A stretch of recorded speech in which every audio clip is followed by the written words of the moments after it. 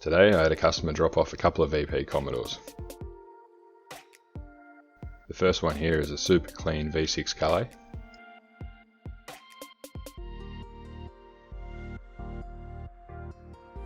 The plan is to remove this V6 motor and box and replace it with this 5 litre setup out of this BT1. It's been a long time since I've done a 5 litre conversion. I think this was like the second conversion that I ever done. I swapped the 5 litre from my VN into a VS V6 Statesman. It's a relatively straightforward job, just need to remove the 5 litre, auto box and anything V8 related and swap it all over into this other one. I've had a lot of fun with these Buick V6s over the years too. This is the engine I chose originally for my very first engine conversion into a Corolla. I built this way back when I was a 4th year apprentice, and man, it was fun to drive. Little T5 manual combo, was quick as. But first we've got to get this 5 litre running. It's got a dead fuel pump and I've got an idea how to get it running. As the customer's not doing anything with the BT1 shell, there's no point fitting a fuel pump to it. I've run a fuel line off the 5 litre rail and we're feeding that from the V6 fuel pump. So I'm going to jump the relay to power up the fuel pump and hopefully it should start.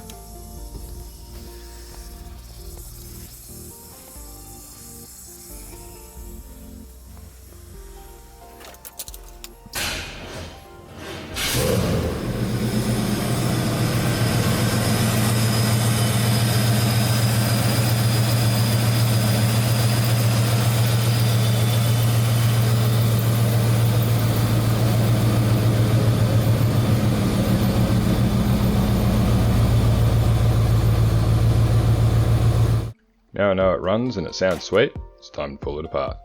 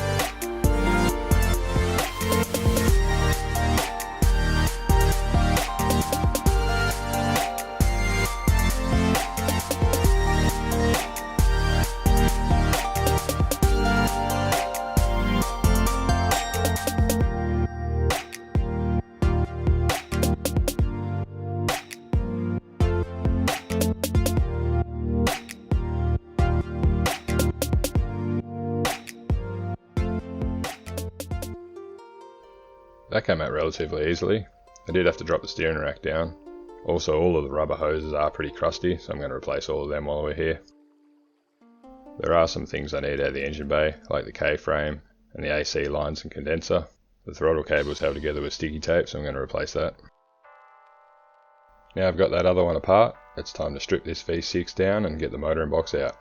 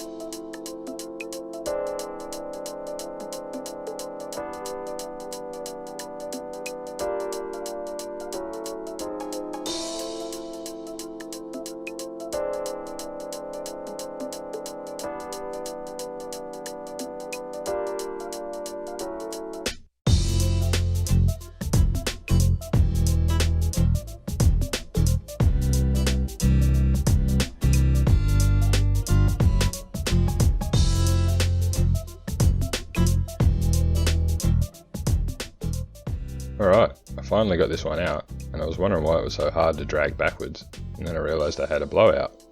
Must be time for a new set of wheels.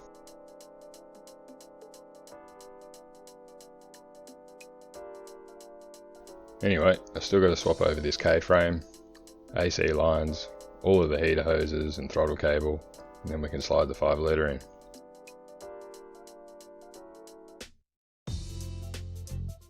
Taking the K-frame out is pretty simple. Now I just got to give this 5 litre one a bit of a wash and bolt it in.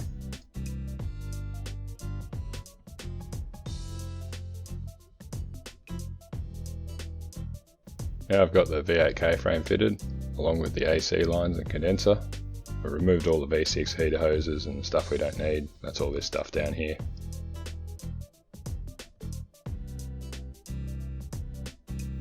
As I said earlier, I'm going to go and replace all of these hoses. It's just much easier while the motor's out. Not sure what was going on here with the tranny lines. They're all sitting on the exhaust, so we're going to shorten them up and make that a lot better. This is the pile of parts we've taken off the 5 litre that we're going to need to fit to this one, as well as the tail shaft lengths are different. The fronts are different because V6 to V8, and the rear is different because live axle to IRS. To rectify this, I'm just going to split them in half, use the V8 front half and the V6 rear half. All that's left to do is slide the V8 in and button everything up.